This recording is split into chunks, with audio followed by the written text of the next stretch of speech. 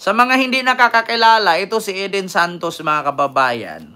Isa po ito sa reporter po ng Net25 mga kababayan. Ano nga ba itong sa Net25? Mga kababayan, si Eden Santos, kung naalala ninyo, ito po yung nagtanong-tanong kay Attorney Claire Castro or Yusek Claire Castro na, Yusek, marami pong nagtanong na kung bakit hindi pa daw mag-hair follicle test si PBBM. Bakit daw hindi mag-hair follicle test para matapos na yung issue na yan, na mga issue-isyong adik-adik, droga-droga. Hair follicle test daw. Oo. So ngayon mga kababayan, ito na nga.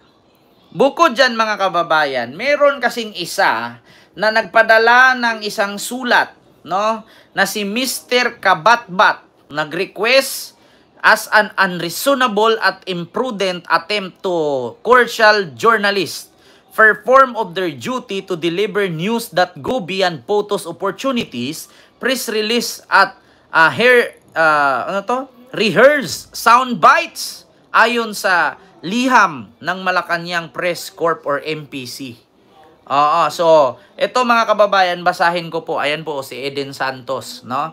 Meron kasing nagpadala ng sulat dito sa PCO or sa grupo nila Yusek Claire Castro at kay G. Ruiz na sana tanggalin na daw itong si Eden Santos ng Net25 na reporter po ito ng Net25. Ang Net25, correct me if I'm wrong, pagmamayari yata ng Iglesia ni Cristo ito.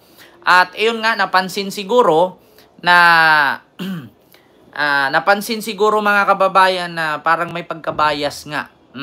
Kasi paulit-ulit nga daw itong tanong nito. Parang lahat ng sagot ni Yusek Claire Castro ay inuulit niya. Ibaban daw siya sa Malacanang, bawal na siya mag-cover doon sa loob, hindi na siya papasukin. So ito, pinalagan ng Malacanang Press Corp or MPC ang hiling di umano ng Presidential Communication Office or PCO na ipatanggal si Eden Santos ng Net25 News Company mula sa pagko-cover ng kaganapan sa palasyo, particular sa mga aktibidad ng Pangulong Ferdinand Marcos Jr. Sa lihim may pitsang Hunyo 27, 2025, hiniling ni PCO Assistant Secretary for Media Affairs and Reasons Erelson Kabatbat sa management ng Net25 na ilipat ang bet assignment ni Santos dahil sa paglabag di umano niya sa coverage protocol. Nang bigla niyang palitan para makapanayam si Pangulong Marcos sa isang okasyon sa Tarlac na nangyari noong Hunyo 25. Kasi sa totoo lang mga kababayan, dapat kasi sa bawat station kasi, sa bawat news outlet, may assignment kasi yan.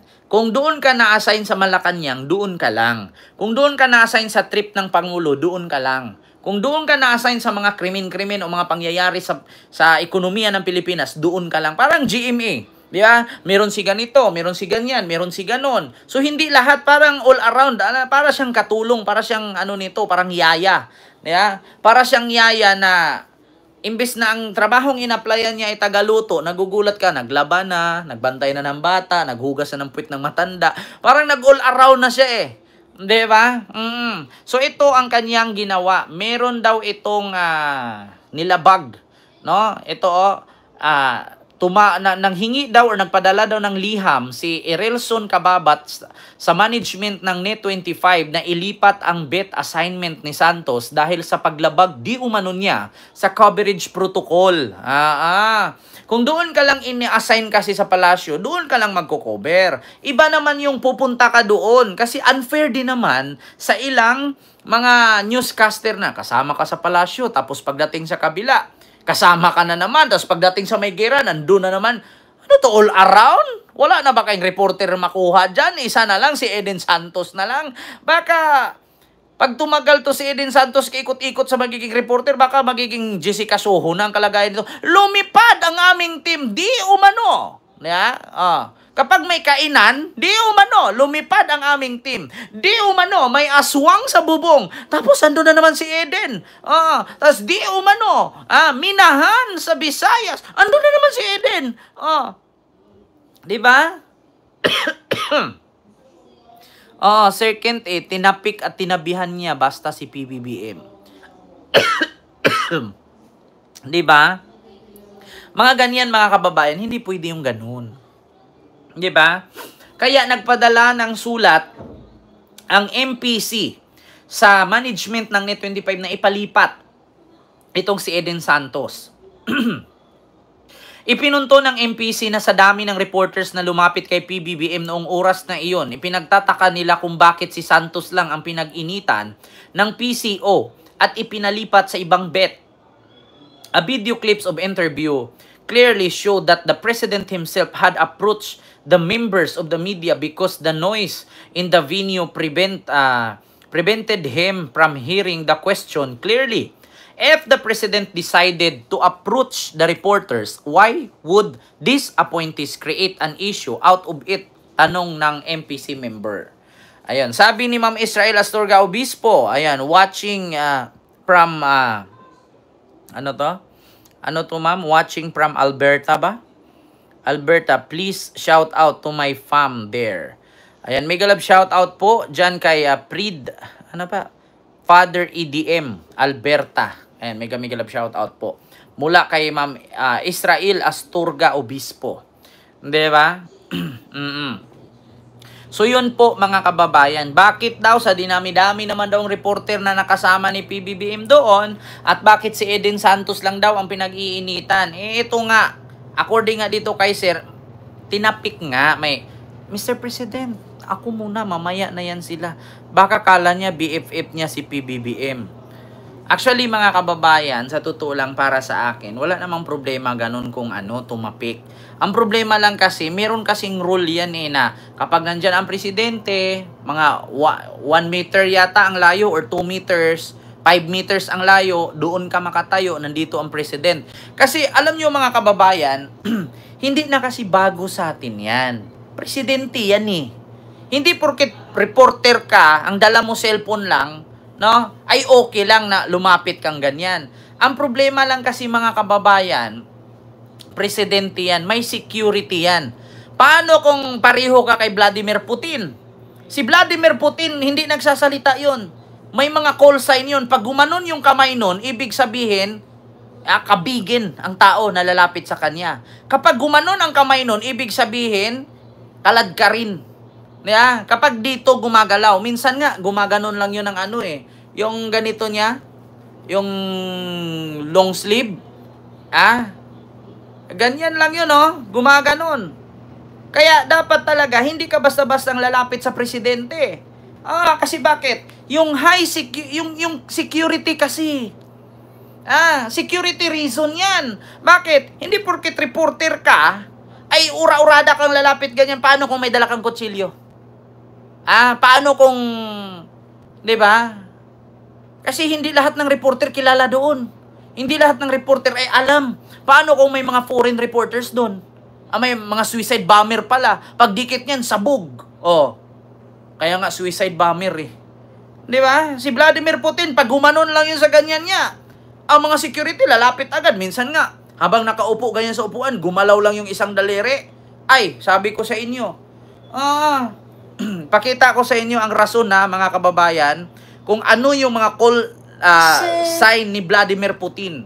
Ito Vladimir Putin security sign para makita ninyo kung paano actually si PBBM ang Pinoy ayan tignan nyo ang kamay ni Vladimir Putin tignan nyo, may lumalapit. Nagsasign lang. Tinabig agad ang reporter. Pinapaalis. Diba?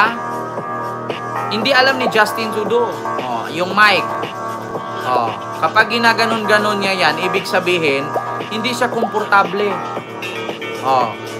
May mga ganyan Isa sa rason yan na kapag lumabag ka for the security reason, talagang tatanggalin ka. Kasi napakarami nilang leader doon, Si Vladimir Putin lang nagaganyan-ganyan. Oh, ibig sabihin may meaning 'yan. Oh, tignan mo kamay oh. 'Di ba? Gumaganon lang siya. Tinabig agad yung mga reporter. Oh, gumanon lang siya saglit. Pinaalis agad yung bodyguard kasi kausap si Justin Trudeau. Oh, ayan oh. Yan yung mga reason kay Vladimir. Oh. 'Di ba? Hindi mo malaman na lahat ng pangyayari ganun. Kung naalala niyo noon si Imelda Marcos tinaga ng itak. Inakyat sa stage, pinagtataga. Nakita niyo 'yon mga kababayan, sinong nakapanood niyan? Ako hindi pa ako pinanganak niyan pero napanood ko 'yan year 2018 yata. Na umakyat yung lalaking may dalang bulo, tinaga-taga siya dito sa braso. At pinapagamot nga niya yun. Ilang buwan siyang nakaratay nun. O, 1972 yata. Di ba? For the security reason. Kaya hindi porkit reporter ka, ay ganun-ganun na lang. Tatapikin. Bawal talaga yun. Kaya isa yan sa rason mga kababayan. Alam nyo, ang komento ng mga DDS dito mga kababayan, ang sabi nila, basahin natin yung komento. Nayayanig kasi si Auntie Claire sa mga katotohanang tanong ni Miss Eden Suarez Santos sa Net 25. Hindi kayang salagin ni Auntie Claire ang mga tanong na legal dahil nabubuhay siya sa mga sagot na illegal. Puro kasinungalingan, sabi ni Apolinario Nonoy Cabilis. Ayan po. Anong hindi masasagot ni Auntie Claire? Halata na talaga na si Eden Santos pag nagtanong parang bata. Yun talaga, huwag kayo magalit sa akin na real talk. I will tell you frankly, sa totoo lang tayo. Saan ka nakatanong? Ma'am, Attorney Claire, maraming nagtanong, kailan po ba magpa-hair follicle test si PBBM? Ang layo naman sa tanong niya, doon sa pangyayari na issue na, yung interim release, unang interim release ni Digong yun ha, unang interim release. Tinanong ng mga reporter, ma'am, ano pong masasabi niyo kay BP Sara na nagpasalamat daw siya kung hindi dahil kay PBBM, hindi daw sila magkasundo ng tatay niya dun sa dahig. Pangalawa, Eden Santos po ma'am from Net 25. Ma'am, marami pong nagsabi na kailan daw po magpa-hair follicle test si Pangulong Marcos. Wala naman doon sa topic yung tanong niya. Diba? Puro lang kasi siya tirada kay PBBM. Actually, lahat po ng tanong ni Eden Santos more on PBBM. Kaya nga sabi ni Attorney Claire Castro, dapat sabihin mo kung sino yung nagtanong. At saka kung sino man yung nag-issue, dapat siya ang maglabas ng ebidensya na may ganong issue, kaya hindi magpa-hair follicle test kasi addict. Takot malaman. Dapat kung sino yung nag-issue, siya yung maglabas. Diba? Mga ganong tanong, hindi kasi pangit kasi yun eh. Alam yung tatanungin ka nga, ma'am, ano pong reaction nyo ma'am na na-impeach ka sa Congress? Yung sagot mo ang layo. Alam nyo, mas masakit ang maiwan ng boyfriend o girlfriend kaysa sa ma-impeach sa Congress.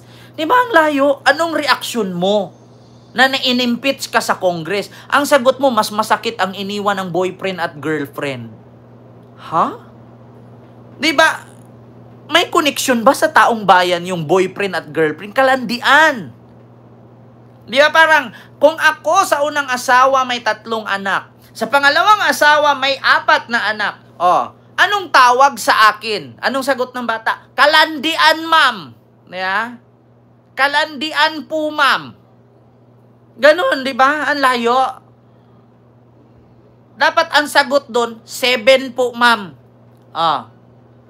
Ang sagot kasi, kalandian po, ma'am. Ganun sila pinag-aral. Alam nyo yung tatay nga ni Sara Sidigong, ang kauna-unahang Pilipino na naka-experience ng Keto 12. Bakit? 3 beses na expelled sa high school. Kasi basagulero. Siya ang kauna-unahang nakagamit ng Keto 12.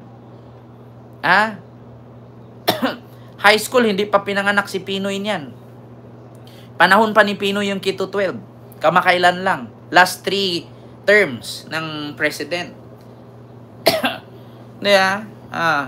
Unang anak, may 3 akong anak sa una kong asawa. May 4 sa pangalawa. Anong tawag doon? Kalandian, ma'am. Dapat 7. 7 po sila, ma'am. Ano ang sagot? Kalandian, ma'am. Utang ina. 'Di ba? Kaya sa totoo lang mga kababayan, 'wag ganun. 'Di ba? Kaya si Eden